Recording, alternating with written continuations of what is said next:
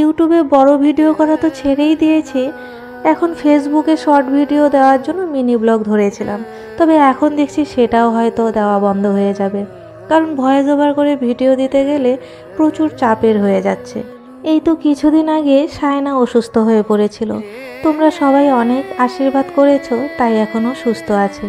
আবার তারপর আমার পাশেই কীর্তন হওয়াতে ভয়েস দিতে পারিনি, তো অনেক ভিডিওই জমে গিয়েছে। এবার কাল থেকে আবার সায়নার পরীক্ষা শুরু, তো এখন আমাকে ওকে নিয়ে বসতে হয় পড়াতে, তো কী করে আমি ভিডিও করব বুঝে পাচ্ছি না। তাই ভাবছি এখন হয়তো আমার মিনি ব্লগ দেওয়াও বন্ধ হয়ে যাবে। তবে যতই ভাবি ভিডিও বন্ধ করে দেব, সেটা আর হয়ে উঠছে না, কারণ আমার জীবনে কিছু স্মরণীয় ঘটনা থাকে, সেগুলোকে আমি আমার ডায়েরির খাতায় লিখে রাখার মতো এই ভিডিওতে রেখে দিই। তেমনি এই কীর্তন, এই যে দেখতে পাচ্ছ এটি আরতির ছেলে, অনেক দিন পর ওকে দেখাতে পারলাম আমার ভিডিওতে। তো এখানে আবার প্রসাদ খেতে এসেছি, আজ কিন্তু আবার অন্ন খাইয়েছে, মানে ভাত। তো প্রসাদে তো ভাত বলতে নেই, আর তার মধ্যে ডাল সবজি এগুলোও ছিল। তো প্রসাদ খেয়ে নিয়ে আবার একটু কীর্তন শুনেছি। একটু আগেই বলছিলাম তোমাদের যে আমার জীবনের স্মরণীয় ঘটনাগুলো আমি এই ভিডিওর মাধ্যমে রেখে দিই।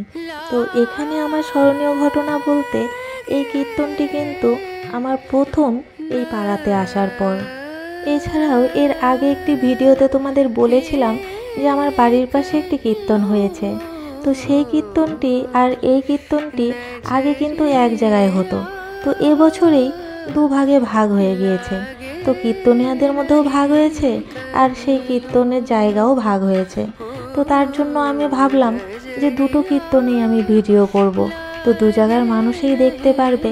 আমি যেহেতু দুটো কীর্তনেই গিয়েছি আর ভিডিও করেছি, তাই যেসব মানুষ দুই জায়গার কীর্তনেই গিয়েছে তারা কিন্তু আমাকে বলছিল যে এই কীর্তন ভাগ হওয়াতে অনেকেরই কিন্তু মন খারাপ।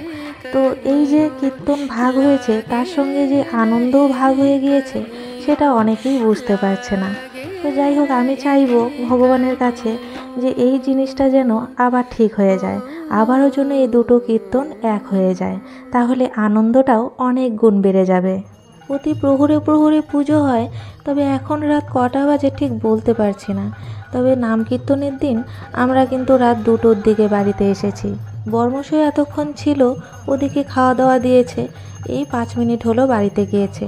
এখন আমাদেরও চলে যেতে হবে, কারণ মেয়ের তো শরীর ভালো নেই, এই এত রাত অবধি ছিলাম এটাই অনেক। আর তারপরেও আমাকে অনেকে বলছিল আমি নাকি কীর্তনে আসিনি, আমাকে কেউ দেখতেই পায়নি। আসলে আমি যখন এসেছি তখন কেউ ছিল না। তো চলো আজকে এতটুকুই, টাটা।